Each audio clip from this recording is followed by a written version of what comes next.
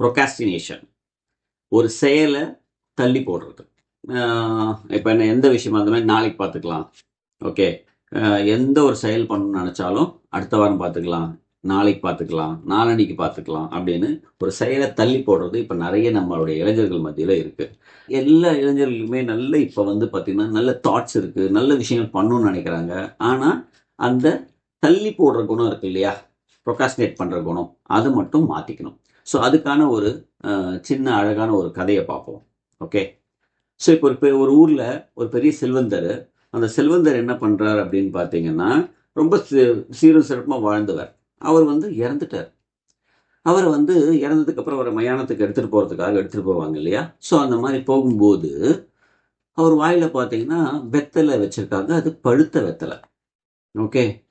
அந்த ஊருக்கு வந்த ஒருவர் என்ன பண்ணுறார் அப்படின்னா, அவரை பார்த்துட்டு, என்ன இது இவ்வளோ பெரிய செல்வந்தர் சொல்கிறீங்க, இவ்வளோ ராஜமரியாதையோடு அழைச்சிட்டு போகிறாங்க, எல்லாம் பண்ணுறாங்க. ஆனால் ஏன் அவர் வாயில் வெத்தலை மட்டும் கொஞ்சம் பழுத்த வெத்தலையாகவே இருக்குது, ஏன் அது ஒரு நல்ல பச்சை வெத்தலை வைக்கக்கூடாதா அப்படிங்கிற மாதிரி சொல்கிறார். அப்புறம் அங்கே இருக்கவங்கலாம் சொல்கிறாங்க, இல்லை இல்லை அவருக்கு பழுத்த வெத்தலை தான் பிடிக்கும், அதனால தான் அவருக்கு நாங்கள் பழுத்த வெத்தலை வச்சு கொண்டு போகிறோம் அப்படின்னு சொன்னாங்க. ஆனால் இவருக்கு நைட்டெல்லாம் தூக்கமே இல்லை.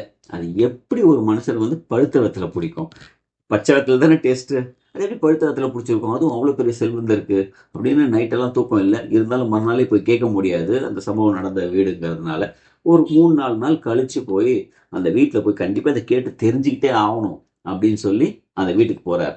அந்த வீட்டுக்கு போன உடனே அவங்க பையனை கூப்பிட்டு கேட்குறாரு, சார் தப்பாக எடுத்துக்காதீங்க, எனக்கு ஒரு பெரிய டவுட்டு, ஏன் இந்த மாதிரி நம்ம ஊர்க்காரங்க அவருக்கு பண்ணாங்க அப்படிங்கிறத கேட்குறாரு.